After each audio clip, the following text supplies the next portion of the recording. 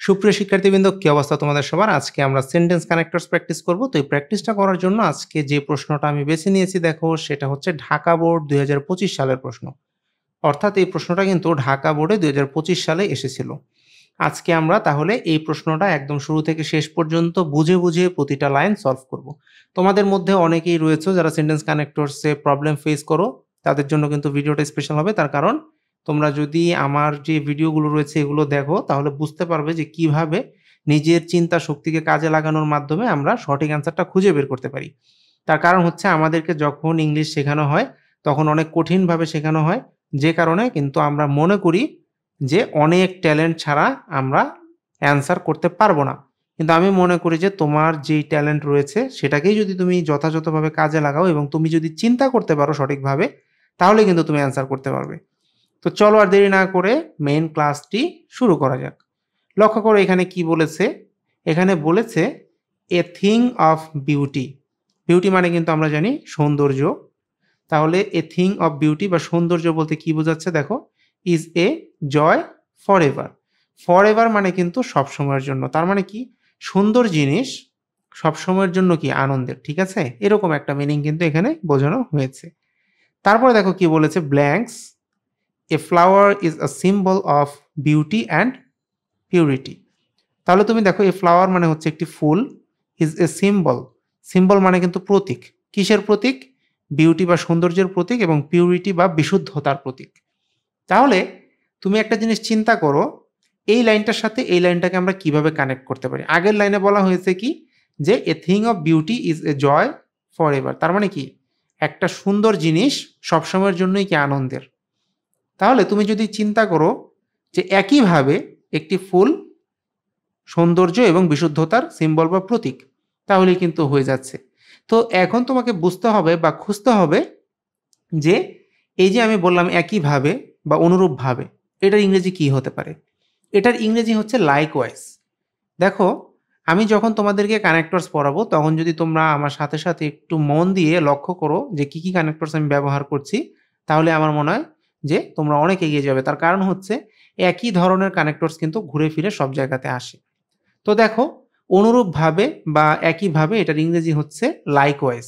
তাহলে যেহেতু এটা সেন্টেন্সের শুরু এবং আগেই ফুল স্টপ রয়েছে, তার মানে নতুন একটা সেন্টেন্স কিন্তু এখান থেকে শুরু হচ্ছে। তো সেই জন্য কিন্তু আমাদেরকে অবশ্যই ক্যাপিটাল লেটারে স্টার্ট করতে হবে। তো আমরা তাহলে এখানে বসিয়ে দিই লাইকওয়াইজ। দেখো, তুমি যদি এখানে লাইকওয়াইজ ওয়ার্ডটা ব্যবহার করো তাহলে কিন্তু কাজ হয়ে যাচ্ছে। আশা করি তোমরা বুঝতে পেরেছো। তাহলে এ নাম্বার কিন্তু আমাদের কমপ্লিট হয়ে গেল। এবার দেখো বি নাম্বারে কি বলেছে, একটি ব্ল্যাঙ্কস রয়েছে, তারপর বলেছে ফ্লাওয়ার কাল্টিভেশন। আমরা জানি যে কাল্টিভেশন মানে কিন্তু চাষাবাদ, আর ফ্লাওয়ার মানে তো ফুল। তাহলে দেখো, ফ্লাওয়ার কাল্টিভেশন দিয়ে কি বোঝানো হয়েছে? বোঝানো হয়েছে ফুলের যে চাষ সেইটা। ওয়াজ রেয়ার। দেখো, রেয়ার মানে কিন্তু খুব বেশি দেখা যায় না এরকম, বা খুবই কম পরিমাণে রয়েছে এরকম, যেটাই বলি না কেন। তো ফ্লাওয়ার যে কাল্টিভেশনটা বা ফুলের যে চাষাবাদটা সেটা রেয়ার ছিল, ওয়াজ রেয়ার ইন আওয়ার কান্ট্রি বা আমাদের দেশে। তাহলে তুমি দেখো, এখন তো রাস্তাঘাটে বেশ কিছু ফুলের দোকান দেখতে পাওয়া যায়। তো আগে যেহেতু রেয়ার ছিল, তার মানে এটা কখন ছিল? আমি কিন্তু আমার কথার মধ্যেই উত্তর বলে দিয়েছি, আগে। তো আগে বা এক সময় এরকমই তো হবে, তাই না? তো আগে বা এক সময় এটার ইংরেজি হিসেবে আমরা কি ব্যবহার করতে পারি? আমরা কিন্তু দেখো ওয়ান্স এই ওয়ার্ডটা ব্যবহার করতে পারি, মানে একদা, এক সময়। তোমরা বেশিরভাগ ক্ষেত্রে এই ওয়ান্সের ব্যবহারটা গল্পের মধ্যে লক্ষ্য করে থাকবে। তো দেখো, আমি যদি এখানে ওয়ান্স বসাই, একদা ফ্লাওয়ার বা ফুলের যে কাল্টিভেশন বা চাষাবাদ সেটা রেয়ার ছিল কোথায়? ইন আওয়ার কান্ট্রি বা আমাদের দেশে। তারপর দেখো কি রয়েছে, সি নাম্বারটা রয়েছে। আর হ্যাঁ, আরেকটা কথা বলে নিই, এখানে যেহেতু সেন্টেন্সের শুরু ছিল, এই কারণে কিন্তু এটাও তোমাকে ক্যাপিটাল লেটারে বসাতে হবে। এটা অবশ্যই মনে রাখার চেষ্টা করবে। কারণ দেখা যায় কি জানো, যে অনেক সময় তোমরা অ্যান্সার করতে যাও, অ্যান্সার করতে গিয়ে কি করো, এই যে সেন্টেন্সের শুরু না শেষ এটা তোমরা লক্ষ্য রাখো না, তোমরা ক্যাপিটাল লেটারগুলো বসাও না। তখন কি হয় জানো, অনেকের কিন্তু মার্কস কাটা যায়। তো এই জিনিসটা যাতে না হয়, এর জন্য এই জিনিসটা কিন্তু বিশেষভাবে লক্ষ্য রাখতে হবে। তো দেখো, যেটা বলছিলাম আমরা যেখানে ছিলাম, সি নাম্বার একটা ব্ল্যাঙ্কস রয়েছে। The scenario has been changed. তাহলে দেখো, আগে ফুলের চাষটা কি ছিল? রেয়ার ছিল বা এত একটা চাষ হতো না। কিন্তু এখন কিন্তু সিনারিও বা দৃশ্য হ্যাজ বিন চেঞ্জড মানে কি পরিবর্তিত হয়েছে। তো তুমি এখানে কি বসাতে পারো? তুমি কিন্তু এখানে বাট ওয়ার্ডটা ব্যবহার করতে পারো। তার কারণ কিন্তু জিনিসটা হচ্ছে কি দেখো, যেটা হওয়ার কথা ছিল সেটা না হয়ে যখন অন্য কিছু হয় বা বিপরীত কিছু হয় তখনই কিন্তু আমরা বাট বসাই। যেমন সে অনেক পড়েছে কিন্তু ফেল করেছে। তো সে যদি অনেক পড়ে তাহলে কিন্তু তার অবশ্যই পাস করার কথা। কিন্তু যেহেতু সেটা হয়নি এই কারণে কিন্তু আমরা বসিয়েছি বাট। But he failed. তো এই একই কারণে কিন্তু আমরা এখানেও দেখো বাট ব্যবহার করতে পারি। দেখো, but the scenario has been changed. কিন্তু দৃশ্যপট এখন কি হয়েছে? চেঞ্জড বা পরিবর্তিত হয়েছে। এখানেও কিন্তু একই কেস দেখো, যেহেতু আমার সেন্টেন্স মাত্র শুরু হয়েছে এর জন্য আমি এখানে ক্যাপিটাল লেটারে বি ইউজ করেছি। এবার আসো ডি নাম্বারে, দেখো কি বলেছে, dash people cultivate flowers not only for enjoying their beauty. তাহলে এখানে কি বোঝানো হচ্ছে যে পিপল বা মানুষ ফুলগুলোকে চাষ করে শুধুমাত্র এনজয় করার জন্য না, ঠিক আছে, বা তাদের সৌন্দর্যটা উপভোগ করার জন্য না, but also for earning money. তো যারা সাধারণত ক্ষেতের পর ক্ষেত তারা ফুল চাষ করছে, তারা কি সৌন্দর্য উপভোগের জন্য চাষ করছে? অবশ্যই না। তারা নিশ্চয়ই তাদের রুটি রুজির জন্য মানে তাদের আয় উপার্জনের জন্য সেগুলো চাষ করছে। তাহলে তুমি একটা জিনিস দেখো, এখন এখানে আমরা কি বসাতে পারি? তার মানে আগে চাষ হতো না, এখন সিনারিও চেঞ্জ হয়েছে। এখন তাহলে কি হচ্ছে? মানুষ শুধুমাত্র সৌন্দর্য উপভোগের জন্যই নয় বরং টাকা পয়সা উপার্জনের জন্য চাষ করছে। তো এখন ইংরেজি কি? এখন ইংরেজি কিন্তু নাও। তাহলে তুমি এখানে নাও বসাও, যে নাও বা এখন লোকজন চাষ করছে, তাহলে কিন্তু হয়ে যাচ্ছে। আমি আশা করব তোমরা বুঝতে পারছো।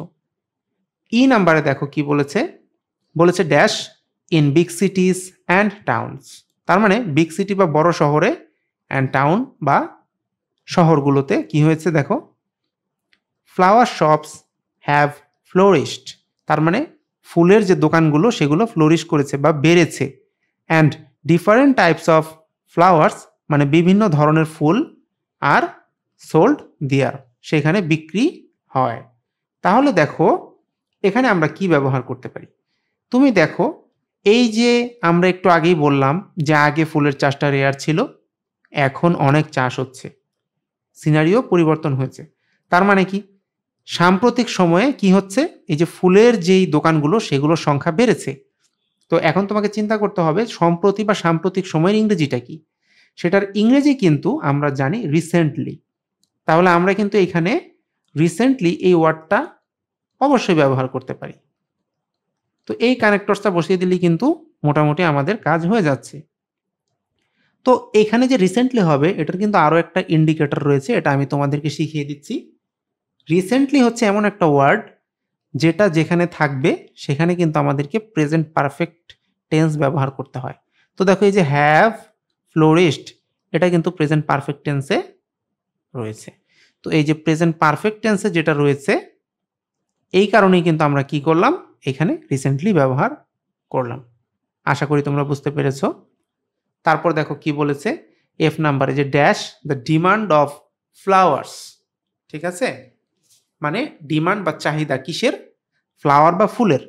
Is increasing day by day. তার মানে কি দিনকে দিন বাড়ছে কিসের চাহিদা? ফুলের চাহিদা। তাহলে দেখো যেহেতু বড় শহরগুলোতে ফুলের দোকানগুলো বেড়েছে এই কারণেই কিন্তু ফুলের চাহিদাগুলোও বাড়ছে। তার কারণ মানুষ ফুলগুলো কিনতে পারছে এবং সে দেখছে যে না ফুলের বিভিন্ন প্রয়োজনীয়তা রয়েছে, হয়তো কোনো অনুষ্ঠানে কিংবা এমনিতেও দরকার হতে পারে। অনেকেই রয়েছে যারা বাসাতে ফুল রাখতে পছন্দ করে। তো যেটাই হোক না কেন তাহলে ফলাফল হিসেবে ডিমান্ড বা চাহিদা বেড়েছে। তো ফলাফল হিসেবে এটার ইংরেজি হিসেবে আমরা কিন্তু অ্যাজ এ রেজাল্ট এটা ব্যবহার করতে পারি। তো অ্যাজ এ রেজাল্ট মানে কিন্তু ফলাফল হিসেবে। তো আমি যদি এখানে লিখি যে অ্যাজ এ রেজাল্ট, দেখো তাহলে কিন্তু আমার কাজটা হয়ে গেল, যে as a result the demand of flowers is increasing day by day. তারপর দেখো কি বলেছে, জি নাম্বার যে ব্ল্যাঙ্কসটা সেটা। তো আমাদের কিন্তু এফ নাম্বারটা হয়ে গেল। জি নাম্বারে দেখো কি বলছে, dash they are of great use to us. তার মানে তারা আমাদের গ্রেট ইউজ বা অনেক উপকারে বা ব্যবহারে কিন্তু আসে। তাহলে আমরা কি করতে পারি? আমরা কিন্তু এখানে প্রকৃতপক্ষে এই ওয়ার্ডটা ব্যবহার করতে পারি, তাহলে আমার মিনিংটা যেটা হবে, প্রকৃতপক্ষে তারা আমাদের অনেক কাজে বা অনেক উপকারে আসে। তাহলে প্রকৃতপক্ষে এটার ইংরেজি কিন্তু অ্যাকচুয়ালি আমরা ব্যবহার করতে পারি। ঠিক আছে? অ্যাকচুয়ালি। এই ওয়ার্ডটা যদি আমি এখানে বসাই তাহলে কিন্তু আমার কাজ দেখো হয়ে গেল। যে প্রকৃতপক্ষে তারা আমাদের অনেক কাজে আসে বা অনেক উপকার করে, এরকম। সবসময় একটা জিনিস খেয়াল রাখবে, দেখো এখানে কিন্তু বেশিরভাগ ব্ল্যাঙ্কস গুলোই সেন্টেন্সের শুরুতে রয়েছে। কাজেই ক্যাপিটাল লেটার এবং স্মল লেটার এই ২ টা ব্যাপার কিন্তু অবশ্যই অনেক মনোযোগ দিয়ে তোমরা লক্ষ্য করবে। ঠিক আছে? আমি অনেক স্টুডেন্টকে দেখেছি এই ভুলটার কারণে মার্কস কম পেতে। ২৮ নাম্বারে দেখো কি বলেছে? Dash flowers play an important role. দেখো ইম্পোর্টেন্ট মানে হচ্ছে গুরুত্বপূর্ণ আর রোল মানে হচ্ছে ভূমিকা। তার মানে ফ্লাওয়ার বা ফুল কি করে? গুরুত্বপূর্ণ একটা ভূমিকা রাখে কিসের ক্ষেত্রে? ইন মেকিং আওয়ার মুড, মানে আমাদের যে মুড বা মানসিকতা চিয়ারফুল, অর্থাৎ আমাদের যে মন সেটাকে ভালো রাখতে অ্যান্ড হ্যাপি বা খুশি রাখতে খুব গুরুত্বপূর্ণ একটা ভূমিকা কিন্তু পালন করে। তাহলে তুমি এখন চিন্তা করো, আগের লাইনে বলা হলো কি যে অনেক কাজে আসে, আর তারপরের লাইনে দেখো এই পরবর্তী লাইনগুলোতে কি বলা হচ্ছে? কি কি কাজে আসে সেগুলো কিন্তু বলা হচ্ছে। তার মানে এখানে উদাহরণ দেওয়া হয়েছে। তো উদাহরণ যদি দেয়া হয় তাহলে উদাহরণস্বরূপ এটা বোঝানোর জন্য কিন্তু আমরা ফর এক্সাম্পল ব্যবহার করি। তো দেখো আমি যদি এখানে লিখি ফর এক্সাম্পল তাহলে কিন্তু হয়ে যাচ্ছে। তবে তুমি একটা জিনিস লক্ষ্য করলে দেখবে যে এখানে কিন্তু একটার পরে একটা ফুলের যে কাজগুলো সেগুলো বলা হয়েছে। তো আমরা যদি দেখো আরেকটা মেথডে কিন্তু এই কাজটা করতে পারবো, সেটা হচ্ছে ফার্স্টলি, সেকেন্ডলি, থার্ডলি এভাবে। তো ফর এক্সাম্পল এটা না লিখে কিন্তু এটার অল্টারনেটিভ হিসেবে তুমি ফার্স্টলিও এখানে কি করতে পারবে? অবশ্যই বসাতে দেখো পারবে যে প্রথমত ফুল এরকম একটা গুরুত্বপূর্ণ ভূমিকা পালন করে। তারপর কি বলেছে? Dash they are used for decorating homes. Decorating মানে কিন্তু সাজানো। তার মানে তারা বাসাবাড়ি সজ্জিত করার কাজেও কিন্তু কি হয়? আর ইউজড বা ব্যবহৃত হয়। তাহলে এখানে আমরা কিন্তু সেকেন্ডলি ওয়ার্ডটা ব্যবহার করতে পারি যে সেকেন্ডলি তারা বাসাবাড়ি সজ্জিত করার কাজে ব্যবহৃত হয়। তাহলে কিন্তু আমার এটাও হয়ে যাচ্ছে দেখো। এরপরে আসি যে নাম্বারে। ড্যাশ ফ্লাওয়ার্স আর রিগার্ডেড। দেখো আর রিগার্ডেড মানে হচ্ছে বিবেচিত হয়। তাহলে ফুল কি হিসেবে বিবেচিত হয়? অ্যাজ এ সিম্বল, মানে প্রতীক হিসেবে। কিসের? মর্নিং মানে শোকের প্রতীক হিসেবে, অ্যান্ড ট্রিবিউট। ট্রিবিউট মানে কিন্তু শ্রদ্ধা বা সম্মান টু সামওয়ান। তো এই সেন্টেন্সটা দিয়ে কিন্তু সহজ ভাষায় যেটা বোঝানো হয়েছে সেটা হচ্ছে শোক এবং শ্রদ্ধার প্রতীক হিসেবে ফুলকে বিবেচনা করা হয়। তাহলে আমরা কিন্তু এখানে থার্ডলি ইউজ করতে পারি। দেখো তাহলে কিন্তু হচ্ছে থার্ডলি এইটা।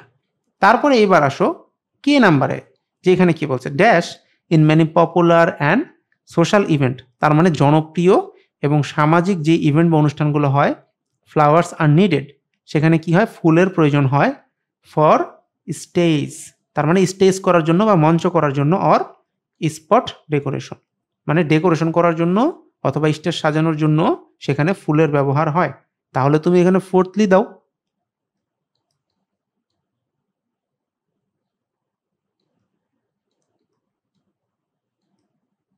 তাহলে কিন্তু তোমার কাজ হয়ে যাচ্ছে যে ফোর্থলি অনেক জনপ্রিয় দোকান এবং সামাজিক অনুষ্ঠানে ফুলের প্রয়োজন হয়।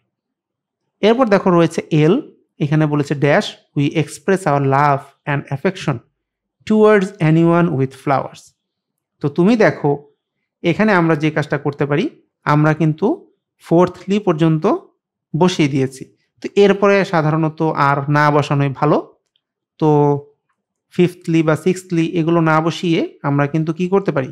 এখানে যেহেতু বলেছে we express our love and affection, মানে আমরা আমাদের যে লাভ বা ভালোবাসা এবং যে অ্যাফেকশনটা আছে, হ্যাঁ, টুয়ার্ডস এনিওয়ান যে কারো প্রতি, উইথ ফ্লাওয়ার্স মানে আমরা কি করি? ফুল দিয়ে সেটা বোঝানোর বা প্রকাশ করার চেষ্টা করি বা প্রকাশ করি। তাহলে দেখো আমরা কিন্তু এখানে কি করতে পারি? আমরা কিন্তু এখানে বিসাইডস এইটা কিন্তু আমরা এখানে ব্যবহার করতে পারি, মানে পাশাপাশি। তো এখানে আমরা একটু আনকমনটা ব্যবহার করলাম। আমরা এখানে লিখতে পারি যে পাশাপাশি আমরা লাভ বা অ্যাফেকশন যেটা যে কারো প্রতি সেটা ফুল দিয়ে প্রকাশ করি। তারপর দেখো কি বলেছে M number. Dash flowers are a great source of honey, perfume, medicine and even food. তো ফুল থেকে কিন্তু আমরা জানি মধু পাওয়া যায়, পারফিউম তৈরি করা হয়, মেডিসিন তৈরি করা হয়, এমনকি খাবারও অনেক সময় তৈরি করা হয়। তাহলে এটা আমরা কিন্তু ফাইনালি দিয়ে বলতে পারি যে অবশেষে। ঠিক আছে? তো অবশেষে ফুল দিয়ে কি করা হয়? এগুলো করা হয়। তো সেটার জন্য তাহলে আমরা এখানে কি লিখব? আমরা কিন্তু এখানে লিখব ফাইনালি। ঠিক আছে? আশা করি তোমরা বুঝতে পেরেছ। এর নাম্বারে দেখো কি বলেছে? Dash the use of flowers in our daily life has become wide in different ways. তার মানে ফুলের যে ব্যবহার কোথায়? আমাদের দৈনন্দিন জীবনে হ্যাজ বিকাম বা হয়েছে ওয়াইড বা বিস্তৃত ইন ডিফারেন্ট ওয়েজ, মানে বিভিন্নভাবে সেটা কি হয়েছে? ব্যাপক বিস্তৃতভাবে ব্যবহৃত হচ্ছে। তাহলে তুমি দেখো, এই যে আমরা এতক্ষণ ফুলের বিভিন্ন কথা বললাম, তাহলে সেই জন্য কিন্তু ফুল আমাদের জীবনে অনেকভাবে ব্যবহৃত হচ্ছে। তো সেই জন্য বা তাই এই অর্থে কিন্তু আমরা সাধারণত সো ব্যবহার করি। সো বা তাই। The use of flowers in our daily life মানে আমাদের যে জীবন, দৈনন্দিন জীবন, সেখানে ফুলের যে ব্যবহার হ্যাজ বিকাম ওয়াইড অনেক বেড়েছে। ইন ডিফারেন্ট ওয়েজ বা বিভিন্নভাবে। এখন তুমি চাইলে সো এর পরিবর্তে কিন্তু দেয়ারফর এই যে ওয়ার্ডটা রয়েছে এইটাও কিন্তু তুমি ব্যবহার করতে পারো, যেহেতু দুটোর মিনিং এবং কার্যকারিতা সেম। তাহলে দেখো, এভাবে যদি তুমি বুঝে বুঝে বাসায় প্র্যাকটিস করো, আমার ভিডিওগুলো দেখো এবং তারপর নিজে নিজে প্র্যাকটিস করো, আমার মনে হয় তোমার যেই ট্যালেন্ট বা তোমার যেই প্রিপারেশন যেটাই বলি না কেন সেটা অনেক বাড়বে। হ্যাঁ, কারণ এভাবে বুঝে বুঝে প্র্যাকটিস করলে কিন্তু এটা তোমার ব্রেইনকেও ডেভেলপ করবে। আর প্রিভিয়াস ইয়ারের বোর্ডের প্রশ্নগুলো প্র্যাকটিস করলে তোমার ধারণা হয়ে যাবে যে বোর্ডে সাধারণত কোন কোন প্রশ্নগুলো আসে বা কোন কোন রুলসগুলো সেই প্রশ্নের জন্য গুরুত্বপূর্ণ। তো আমি আশা করব তোমরা এভাবে প্র্যাকটিস করবে। আর ভিডিওটা যদি তোমার কাছে ভালো লাগে তাহলে অবশ্যই লাইক, কমেন্ট এবং শেয়ার করো। আর যদি তুমি আমার চ্যানেলটিতে নতুন হয়ে থাকো তাহলে অবশ্যই চ্যানেলটিকে করো সাবস্ক্রাইব। আর হ্যাঁ, আমার চ্যানেলে কিন্তু ধরো কানেক্টরসের প্লেলিস্ট রয়েছে, কমপ্লিটিং সেন্টেন্সের প্লেলিস্ট রয়েছে। এইভাবে কিন্তু সব আইটেমের তোমাদের ফার্স্ট পার্ট এবং সেকেন্ড পার্ট বোথ প্লেলিস্ট রয়েছে। তো তোমরা যদি প্লেলিস্ট আকারে একটা টার্গেট নিয়ে এই ভিডিওগুলো দেখে শেষ করো, তারপর নিজে নিজে প্র্যাকটিস করো, আমার মনে হয় প্র্যাকটিস করতে যেয়ে তুমি অনেক প্রবলেম কম পাবে। কারণ যেহেতু তুমি আমার কাছ থেকে আগেই এগুলো বুঝে নিচ্ছ। তো আমি আশা করব তোমরা নিয়মিত প্র্যাকটিস করবে। কথা হবে নতুন কোনো ভিডিওতে। Till then, thanks for watching. Bye by.